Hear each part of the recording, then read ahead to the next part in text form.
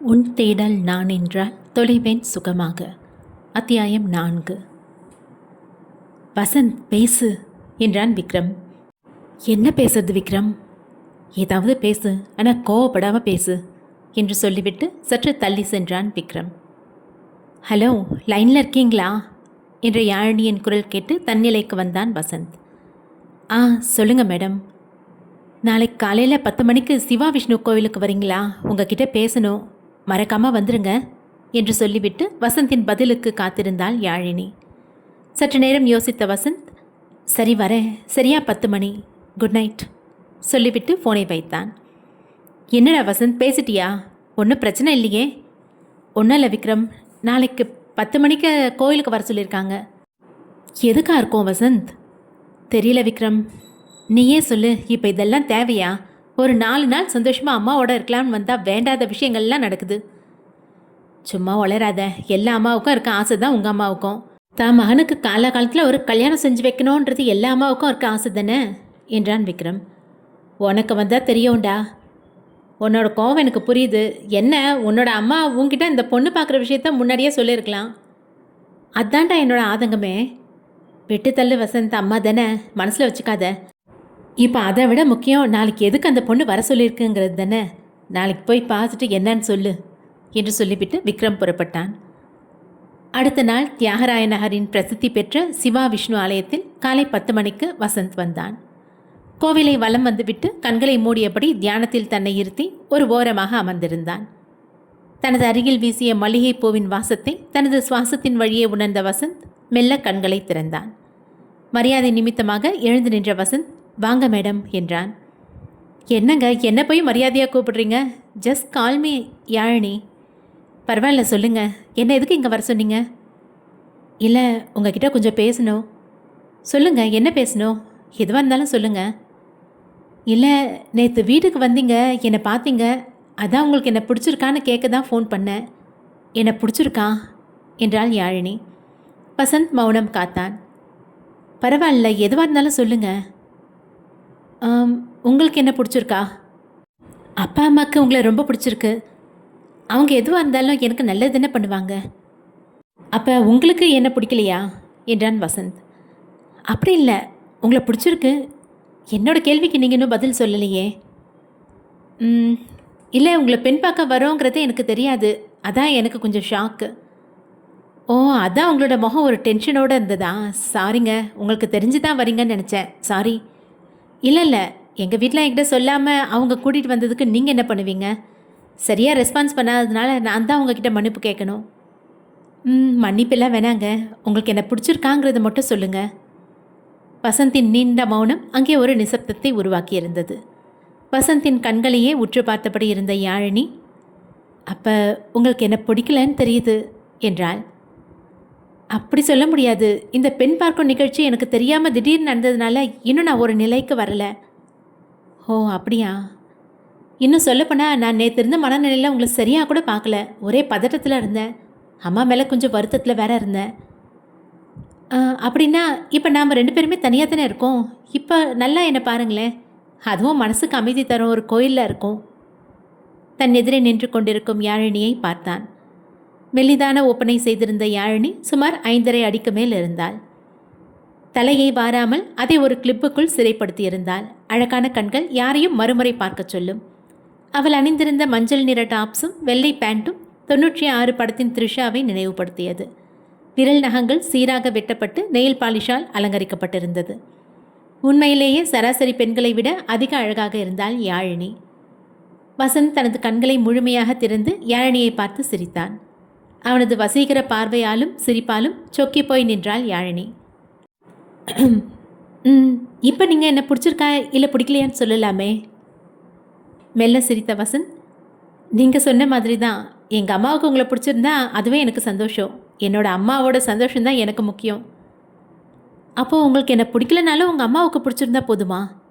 அப்படி இல்லை, முதல்ல எங்கள் அம்மாவுக்கு பிடிச்சிருக்கணும், அதுக்கப்புறம் எனக்கு பிடிக்கணும். இதுதான் என்னோட முடிவு. அப்போ நீங்கள் இன்னும் முடிவு பண்ணலை இல்லை? நேற்று வீட்டுக்கு போனதுலேருந்து அம்மாவோட இன்னும் பேசலை. அவங்கக்கிட்ட பேசிட்டு அப்புறம் தான் நான் யோசிக்கணும்.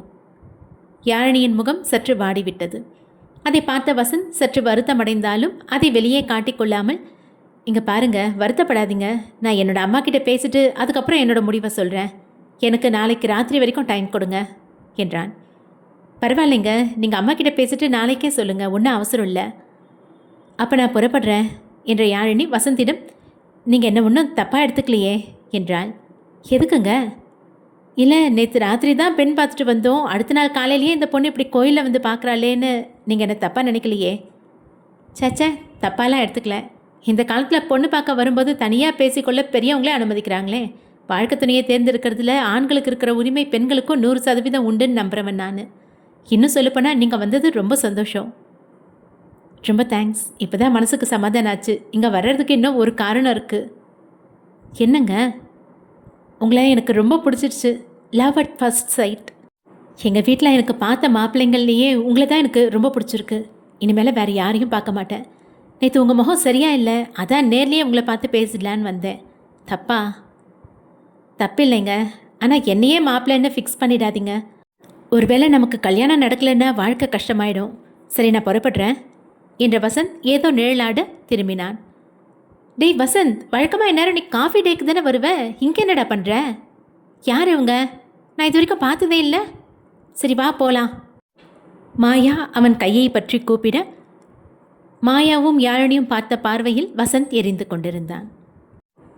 மாயாவுக்கு இத்தனை நாட்களில் வசந்துக்கு அவளை தவிர மற்ற எந்த பெண்களுடனும் தொடர்பு இல்லை என்று தெரியும்.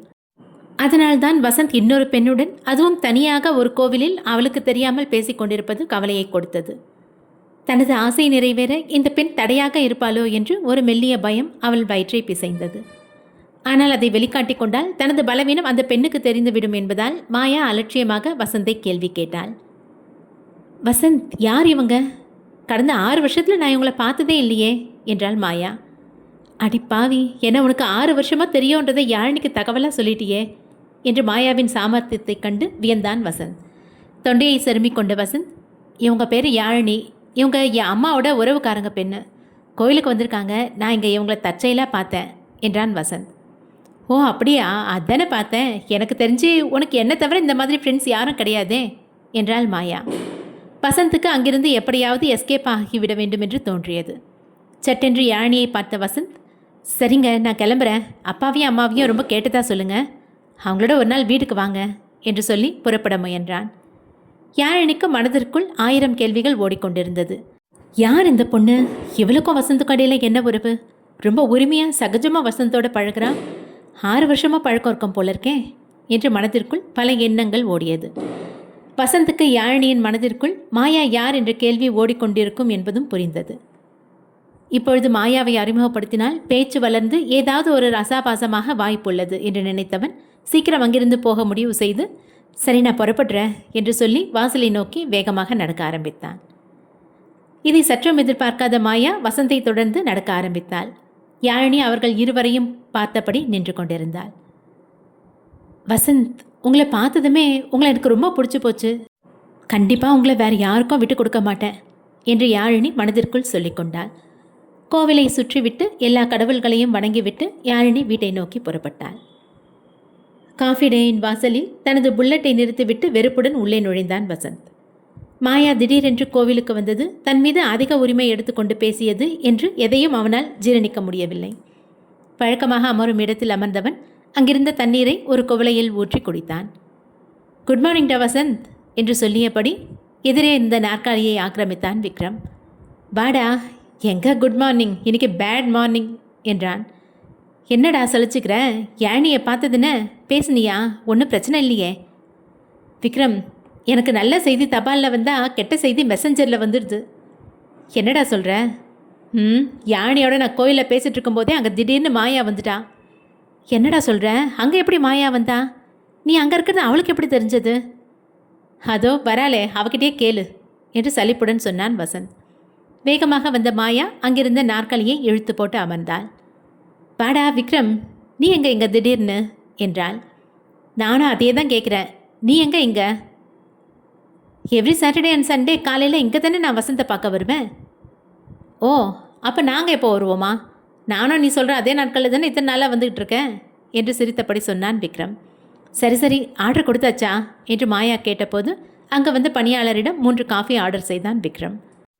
சொல்லு வசந்த், என்ன திடீர்னு இன்னைக்கு அதிசயமாக காலையிலே கோயிலுக்கு விஜயம்? எந்த அம்பாலை பார்க்க இத்தனை ஆர்வம் என்றால் நக்கலாக மாயா. சிவா விஷ்ணு கோயிலில் இருக்க கடவுளை பார்க்க தான் வந்தேன். இதில் என்ன பெரிய அதிசயம் இருக்குது? இல்லை, வழக்கமாக இந்த மாதிரி கோயிலுக்கெல்லாம் நீ போனதில்லையே, அதான் கேட்டேன். மாயா, கோயிலுக்கு போகிறதுக்கு ஏதாவது வழக்கம் வேணுமா என்ன? மனசு சரியில்லைன்னா போக வேண்டியது தானே.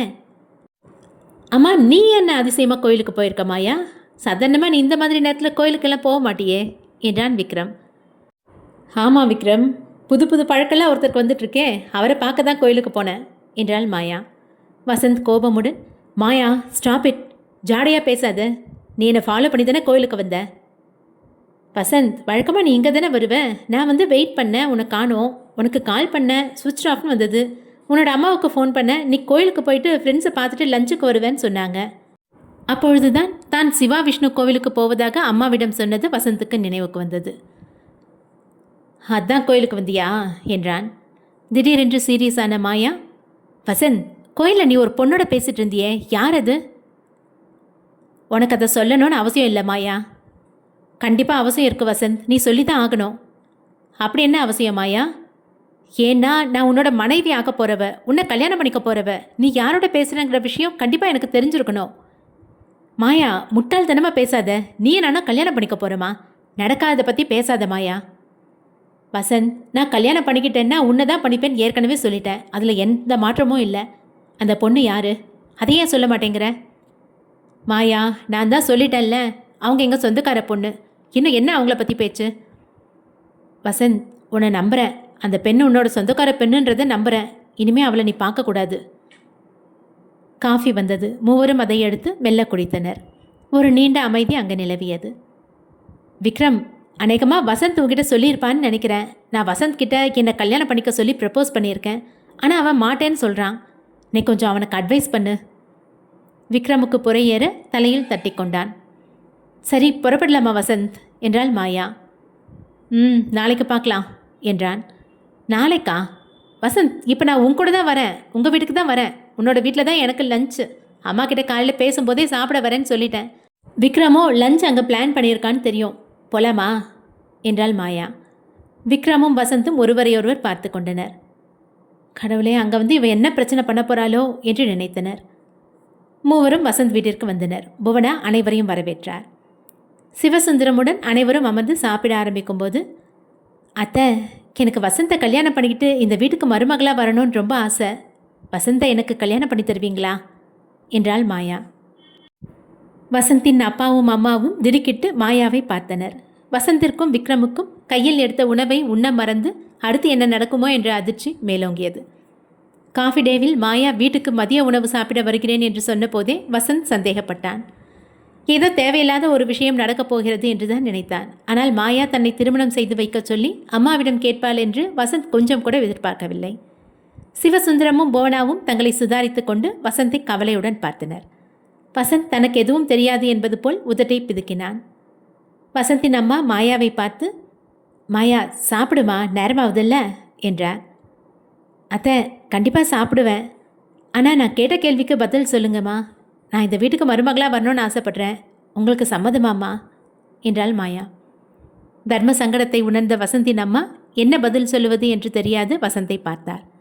வசந்த் கையில் இருந்த உணவை தட்டில் வைத்துவிட்டு, மாயா, என்ன இது, சின்ன குழந்தை ஐஸ்கிரீம் கேட்குறது மாதிரி அம்மா கிட்ட கேட்குற?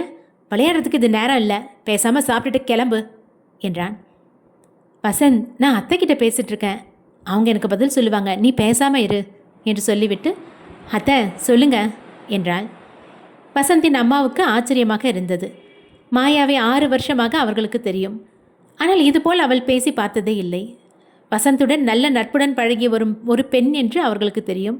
ஆனால் அதே மாயா இன்று இப்படி பேசுவது ஆச்சரியப்பட வைத்தது. வசந்த் ஒரு தவிப்புடன் விக்ரமை பார்த்தான். மாயா, இங்கே பாருமா, நீயும் வசந்தோ ரொம்ப நல்ல ஃப்ரெண்ட்ஸாக தானே இருந்தீங்க. இப்போ என்ன திடீர்னு அவனை கல்யாணம் பண்ணிக்கிறேன்னு சொல்கிற என்றார் வசந்தின் அம்மா. அத்தை, எனக்கு வசந்தை ரொம்ப பிடிச்சிருக்கு. எப்படியும் யாரோ ஒருத்தரை கல்யாணம் பண்ணிக்க போகிறேன். அதுக்கு மனசுக்கு பிடிச்சிருக்க வசந்தியே கல்யாணம் பண்ணிக்கலான்னு ஆசைப்பட்றேன். மாயா, கல்யாணங்கிறது 1000 காலத்து பயிர்மா. அதை எடுத்தேன் கவிழ்த்தேன்னு முடிவு பண்ண முடியாது. உனக்கு மட்டும் பிடிச்சா போதுமா? உன்னோட அம்மா அப்பாவுக்கும் வசந்தையும் எங்களையும் பிடிக்கணும் இல்லையா? எங்கள் அம்மா அப்பாவுக்கு கண்டிப்பாக வசந்தியும் உங்களையும் பிடிக்கும். அவங்களுக்கு தான் வசந்தை 6 வருஷமாக தெரியுமே. நீங்கள் உங்களோட சம்மதத்தை மட்டும் சொல்லுங்கள். நாளைக்கே என்னோட அம்மாவையும் அப்பாவையும் இங்கே வந்து பேச சொல்கிறேன் அத்தை. வசந்தின் அம்மா சிவசுந்தரத்தை பார்த்தார். அவர் மெதுவாக, சாப்பிடுமா, அப்புறம் பேசலாம். இது சாப்பிட்டுக்கிட்டு பேசுகிற விஷயம் இல்லை. சரி மாமா, சாப்பிட்டுட்டு பேசலாம். வசந்த் சாப்பிடு, ஏன் இப்படி பிரம்ம பிடிச்ச மாதிரி உட்காந்துருக்க என்று சொல்லிவிட்டு சாப்பிட ஆரம்பித்தாள். வசந்த் வெறுப்பின் உச்சத்தில் இருந்தான். ஏதோ வந்தோமா 4 நாட்கள் சந்தோஷமாக இருந்தோமா என்று இல்லாமல் ஏதேதோ பிரச்சனைகள் தொடர்ந்து வருவது அவனுக்கு புதியதாகவும் தவிப்பாகவும் இருந்தது. அனைவரும் சாப்பிட்டு எழுந்தவுடன் வசந்தின் அம்மா அந்த இடத்தை சுத்தம் செய்துவிட்டு தானும் அமர்ந்து சாப்பிட்டார். கைகளை கழுவி சுத்தம் செய்துவிட்ட பாத்திரங்களை எல்லாம் தேய்க்க போட்டுவிட்டு வரவேற்பறையில் அமர்ந்தார். அத்தை, மாமா, இப்போ சொல்லுங்க, உங்கள் சம்மதத்தை சொல்லுங்க என்றாள். மாயா என்று பேச வந்த வசந்தை பார்த்து, நீ சும்மா இரு வசந்த், நான் அத்தை மாமா கிட்ட பேசி அவங்க சம்மதத்தை வாங்கிட்டு உங்ககிட்ட பேசுகிறேன் என்றாள். மாயா, எங்களுக்கு பிடிக்கிறத விட வசந்துக்கு பிடிச்சிருக்கணும், அவன் தான் வாழ போகிறவன் என்றார் வசந்தின் அம்மா. அம்மா, வசந்துக்கு கண்டிப்பாக என்னை பிடிக்கும், ஆனால் நான் வாழ போகிற வீடு இது தானே, அதனால் உங்களுக்கும் என்னை பிடிச்சிருக்குங்கிறது தான் முக்கியம், அதான் உங்ககிட்ட கேட்குறேன். பொறுமை எழுந்த வசந்த், மாயா, அவங்களுக்கு உன்னை பிடிச்சிருந்தாலும் இல்லை பிடிக்கலனாலும் எனக்கு உன்னை கல்யாணம் பண்ணிக்க கொஞ்சம் கூட இஷ்டம் இல்லை என்று சத்தமாக சொன்னான். அத்தை, அவன் சும்மா சொல்கிறான், நீங்கள் சரின்னு சொல்லுங்கள், அப்புறம் அவனும் தானே சரின்னு சொல்லிடுவான். வசந்தின் அம்மாவுக்கு என்ன சொல்வது என்று புரியவில்லை. நிஜமாகவே வசந்தும் மாயாவும் ஒருவரையொருவர் விரும்புகிறார்களா, ஒருவேளை 2 பேரும் பேசி வைத்து கொண்டு இங்கே வந்திருக்கிறார்களா என்று யோசித்தார். அத்தை சொல்லுங்க என்றாள் மாயா. ஒரு தீர்மானத்திற்கு வந்த வசந்தின் அம்மா, மாயா தப்பாக எடுத்துக்காத, உன்னை எங்களுக்கு எப்போவுமே பிடிக்கும். ஆமாம்மா, வசந்தோட ஒரு நல்ல ஃப்ரெண்டாக உன்னை எங்களுக்கு பிடிக்கும். ஆனால் உன்னை வசந்துக்கு கல்யாணம் பண்ணி வைக்க முடியாத நிலைமையில் நாங்கள் இருக்கோம் என்றார் வசந்தின் அம்மா. ஏன் அத்தை, நான் அழகா இல்லையா, இல்லை எங்களுக்கு அந்தஸ்து இல்லைன்னு நினைக்கிறீங்களா? ஐயோ, அப்படியெல்லாம் இல்லை மாயா, உன் அழகுக்கு என்ன ராஜாத்தி மாதிரி இருக்க. அப்போ ஏன் அத்தை கல்யாணம் பண்ணி தர முடியாதுன்னு சொல்கிறீங்க? வசந்தின் அம்மா தயக்கத்துடன், மாயா, நேற்று தான் வசந்துக்கு ஒரு பொண்ணை பார்த்துட்டு வந்திருக்கோம், எங்கள் சொந்தத்தில் இருக்க ஒரு பொண்ணு. எல்லாம் சரியாக இருந்தால் அந்த பொண்ணு தான் வசந்துக்கு கல்யாணம் பண்ணி வைக்கலான்னு முடிவு பண்ணியிருக்கோம் என்றார். அந்த அறையில் ஒரு நீண்ட மௌனம் நிலவியது. சுதாரித்து கொண்ட மாயா, பொண்ணை மட்டும்தானே பார்த்துட்டு வந்திருக்கீங்க, ஒன்றும் பிரச்சனை இல்லை, பொண்ணை பிடிக்கலன்னு சொல்லிடுங்க. அதை நாங்கள் எப்படி மாயா சொல்கிறது, பொண்ணை பார்த்துட்டு வந்த வசந்த் தானே சொல்லணும் என்றார் வசந்தின் அம்மா. என்னது வசந்த், நீ பொண்ணு பார்க்க போனியா? எப்போ வசந்த்? நீ நேற்று காலையில் தானே ஊர்லேருந்தே வந்த, ஏற்கனவே பார்த்துட்டியா என்றாள். இல்லை மாயா, நேற்று சாயங்காலம் தான் அந்த பொண்ணை நான், வசந்த், அவனோட அப்பா 3 பேரும் போய் பார்த்துட்டு வந்தோம் என்றார் வசந்தின் அம்மா. என்னது, நேற்று தான் பார்த்துட்டு வந்தீங்களா? வசந்த், என்ன இது, நீ என்கிட்ட சொல்லவே இல்லை. நான் தான் உங்ககிட்ட ஏற்கனவே ப்ரப்போஸ் பண்ணியிருந்தேனே, நீ அதை அத்தைக்கிட்ட சொல்லலையா என்று கோபமாக மாயா கேட்டாள். மாயா, பொண்ணு பார்க்க போகிறோன்னு அவனுக்கே அந்த வீட்டுக்கு போன அப்புறம் தான் தெரியும், அப்புறம் உனக்கு எப்படி முன்னாலேயே சொல்ல முடியும் என்று கேட்டான் விக்ரம். ஆமாம் மாயா, நாங்கள் பொண்ணை பார்க்க போகிற விஷயத்த வசந்த்கிட்ட சொல்லவே இல்லை. அவங்க எங்கள் தூரத்து சொந்தம், சும்மா அவங்கள பார்க்க போகலான்னு அங்கே போனோம், அப்படியே அந்த பொண்ணையும் பார்த்துட்டு வந்தோம். அப்போ நான் இவனை கல்யாணம் பண்ணிக்க ஆசைப்பட்ட விஷயத்த உங்ககிட்ட சொல்லலையா அத்தை? இல்லை மாயா, இந்த பொண்ணை பார்க்க போகிறதுக்கு முன்னால் கூட இவன் யாரையாவது விரும்புகிறானான்னு கேட்டேன், இவன் ஒன்றும் சொல்லலையே. ஏன் வசந்த் அத்தைக்கிட்ட சொல்லலை? வசந்த் நிலைமை கையை விட்டு போவதை உணர்ந்தான். ஒரு நீண்ட மூச்சை இழுத்து வெளியே விட்ட வசந்த் தனது அம்மாவை பார்த்து, மாயா 2 நாள் முன்னாடி தான் ஃபோனில் ப்ரப்போஸ் பண்ணா, நேற்று மதியம் காஃபி டேயில் நேரில் சொன்னா, நேற்று சாயந்தரம் நீ அங்கே கூட்டிகிட்டு போயிட்ட, உன்கிட்ட சொல்ல நேரம் இல்லை என்றான். வசந்த், நீ செஞ்சது நம்பிக்கை துரோகம் என்றாள் மாயா. வசந்திற்கு கோபம் தலைக்கு மேல் ஏறியது. தான் கோபப்பட்டால் மாயாவின் பிடிவாதம் அதிகமாகும், அதன் பின் அவளை சமாளிப்பதும் மிகவும் கஷ்டமாகிவிடும் என்பதை உணர்ந்தான். மிகவும் மெலிதான குரலில், மாயா கொஞ்சம் அமைதியாக இரு, நானும் நீயும் நல்ல ஃப்ரெண்ட்ஸ் மட்டும்தான் என்றான் வசந்த். சாரி வசந்த், உன்னை தவிர வேற யாரையும் என்னால் திருமணம் செஞ்சுக்க முடியாது, இதில் எந்த மாற்றமும் இல்லை. எனக்கு கல்யாணமே வேணாம் என்று சலிப்புடன் சொன்னான் வசந்த். சிவசுந்தரத்துக்கு வருத்தமாக இருந்தது. வசந்த் அவருடன் பேசாமல் இருந்தாலும் அவன் மீது அவருக்கு நிரம்ப அன்பு இருந்தது. சரி புவனா, அவரோட கல்யாண பேச்சை எடுத்ததுலேருந்து ஒரே பிரச்சனையாக இருக்குது, அதனால் அவரோட திருமணத்தை ஒரு 6 மாதம் தள்ளி போடலாம் என்றார். உள்ளே வரலாமா? எப்படி இருக்கீங்க சம்பந்தி? மாப்பிள்ளை வீட்டில் தான் இருக்கீங்களா என்றபடி உள்ளே நுழைந்தார் யாழினியின் அப்பா. யாழினியின் தந்தையை அந்த நேரத்தில் சற்றும் எதிர்பார்க்காத வசந்த் அதிர்ச்சியின் உச்சத்திற்கு சென்றான். வசந்தின் அப்பாவும் அம்மாவும் என்ன செய்வதென்று அறியாமல் திகைத்து நின்றனர். மாயாவின் பிரச்சனை ஓடிக்கொண்டிருக்கும் போது எவ்வித முன்னறிவிப்பும் இன்றி யாழினியின் அப்பா அங்கு வருவார் என்று யாரும் நினைக்கவில்லை. மாயா மறுபடியும் திருமண பேச்சை எடுத்துவிட்டால் அங்கு அனைவருக்கும் ஒரு பெரிய தர்ம சங்கடம் ஏற்படும் என்பதை வசந்த் உணர்ந்தான். அதுபோல ஒரு நிலை இப்போது ஏற்பட்டுவிடக்கூடாது என்பதில் அவன் மிகவும் உறுதியாக இருந்தான். மாயாவை உடனே அந்த இடத்திலிருந்து அப்புறப்படுத்த வேண்டும் என்பது மட்டும் வசந்திற்கு புரிந்தது. ஆனால் எப்படி என்று புரியவில்லை. சுதாரித்து கொண்ட வசந்தின் அம்மாவும் அப்பாவும், வாங்க வாங்க உள்ளே வாங்க உட்காருங்க, மன்னிச்சுக்கோங்க வீடு கொஞ்சம் அப்படி இப்படி இருக்குது, நீங்கள் திடீர்னு வருவீங்கன்னு நாங்கள் எதிர்பார்க்கல என்றார் சிவசுந்தரம். பரவாயில்ல சம்மந்தி, ஏதோ அடுத்த தெருவில் என்னோட நண்பன் ஒருத்தன் இருக்கான், கொஞ்சம் அவசரமாக அவனை பார்க்க வேண்டியிருந்தது. பார்த்துட்டு வீட்டுக்கு புறப்படலான்னு நினைக்கும் போது தான் நம்ம வீடு ரொம்ப பக்கத்தில் இருக்குதுன்னு நினைவு வந்துச்சு. அதான் அப்படியே பார்த்துட்டு போகலான்னு வந்தேன் என்றார் யாழினியின் அப்பா. ஓ அப்படிங்களா, அதனால் என்ன, பரவாயில்ல என்றார் சிவசுந்தரம். அப்புறம் மாப்பிள்ளை எங்கேயோ அவசரமாக வெளியே கிளம்பிட்டுருக்கார் போல. அந்த சூழ்நிலையில் இருந்து தப்பிக்க சட்டென்று தனக்கு ஒரு உதவியை யாழினியின் அப்பா கொடுத்ததை அறிந்தான் வசந்த். ஆமாம் சார், கொஞ்சம் வெளியே வேலை இருக்குது, அதான் புறப்பட்டுட்டே இருக்கேன் என்றான் வசந்த். பரவாயில்ல மாப்பிள்ளை, நீங்கள் புறப்படுறதா இருந்தால் புறப்படுங்க, நான் அம்மா அப்பா கிட்ட பேசிட்டு போகிறேன் என்றார். சரிங்க, நான் கிளம்புறேன். சரி மாப்பிள்ளை, இந்த பொண்ணு யார், உங்கள் கூட வேலை செய்கிறாங்களா? எதை பற்றி அவர் கேட்கக்கூடாது என்று நினைத்தானோ அதை பற்றி அவர் கேட்டது வசந்துக்கு கொஞ்சம் எரிச்சலை தந்தது. மாயா ஏதாவது உளறி விடுவாள் என்ற பயம் அனைவருக்கும் ஏற்பட வசந்த் முந்திக் கொண்டு, இவங்க பேர் மாயா, இவன் பேர் விக்ரம், இவன் காலேஜில் என்னோட கிளாஸ்மேட், 6 வருஷமாக தெரியும். இந்த மாயா இவனோட சொந்த தங்கச்சி இல்லடா விக்ரம் என்று சிரித்தபடி சொன்ன வசந்தை பார்த்து முறைத்தான் விக்ரம். பதிலளிக்க வாயை திறந்த மாயா தன்னை முந்திக் கொண்டு வசந்த் அவரிடம் பதிலளித்ததை கேட்டு திடுக்கிட்டாள். விக்ரம் ஏறக்குறைய மயக்க நிலைமைக்கு சென்று விட்டிருந்தான். வந்தது முதல் மாயா பேசிய பேச்சை கேட்டு அதிர்ச்சியான விக்ரம் இப்போது வசந்த் அவளை தங்கை என்று சொன்னதும் என்ன பேசுவது என தெரியாமல் முழித்தான். ஆமாம் ஆமாம், இந்த மாயா என்னோட தங்கை தான், கூட பிறந்த தங்கை தான், நான் இவளோட அண்ணன், நாங்கள் இப்போ வெளியே போய்கிட்டு இருக்கோம் என்று உளர ஆரம்பித்தான். வசந்தின் காதில், டேய் நீ மாயாவை கல்யாணம் பண்ணிக்க மாட்டேன்னு சொன்ன உடனே நான் அவகிட்ட ப்ரப்போஸ் பண்ணலான்னு இருந்தேன், இப்போ என்னடா அண்ணா நீ அவளை என்னோட தங்கச்சின்னு சொல்லிட்டியே, கொஞ்சம் கூட நியாயம் இல்லை வசந்த் என்றான் விக்ரம். சரி விட்ரா, கவலைப்படாத, நான் மாயாவை விட இன்னும் நல்ல அருமையான பொண்ணாக பார்த்து உனக்கு கல்யாணம் பண்ணி வைக்கிறேன் என்றான் வசந்த். நீ நல்லா வருவடா, நல்லா வருவ என்றான் விக்ரம். தம்பி என்ன சொல்கிறாரு மாப்பிள்ளை என்றார் யாழினியின் அப்பா. இவர் வேற நேரங்காலம் தெரியாமல் மாப்பிள்ளன்னு கூப்பிட்டு உயிரை வாங்குறாரு என்று நினைத்த வசந்த், இல்லை நேரம் ஆயிடுச்சு உடனே போகலான்னு சொல்கிறான் இல்லை விக்ரம் என்றான். பரவாயில்ல வசந்த், மாமா வந்திருக்காரு, நீ பேசுறதுனா பேசு, நானும் மாயாவும் வெயிட் பண்ணுறோம் என்று சொல்லி நக்கலாக சிரித்தான் விக்ரம். அதெல்லாம் அம்மாவும் அப்பாவும் பேசிப்பாங்க, நீ வேணா இங்கே இரு, நானும் மாயாவும் கிளம்புறோம், போலாமா மாயா என்று அவளது கையை பிடித்து இழுத்தபடி வேகமாக வாசலை நோக்கி நடந்தான் வசந்த். டேய் வசந்த், இருடா நானும் வரேன் என்று சத்தமாக சொன்ன விக்ரம், மா நாங்கள் வெளியே போயிட்டு வரோம் என்றபடி வசந்தையும் மாயாவையும் தொடர்ந்து வாசலை நோக்கி ஓடினான்.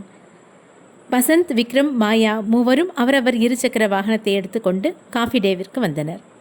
வழக்கமாக உட்காரும் இடத்தில் அமர்ந்து கொண்டு 3 காஃபி ஆர்டர் செய்தனர். வசந்த், யார் அவர், என்னமோ உங்கள் அம்மா அப்பாவை சம்மந்தின்னு கூப்பிடுறாரு, உன்னை மாப்பிள்ளன்னு கூப்பிடுறாரு, என்னடா நடக்குது, அவர் பொண்ணு தான் நேற்று போய் பார்த்துட்டு வந்தியா என்றாள் மாயா.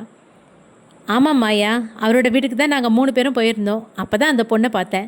ஓ அப்போ நீ நேற்று பொண்ணு பார்க்க போயிருந்த இல்லை?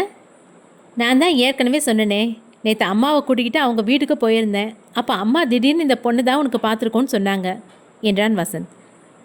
அப்போது அந்த பொண்ணை நீ பார்த்துருக்க அப்படி தானே?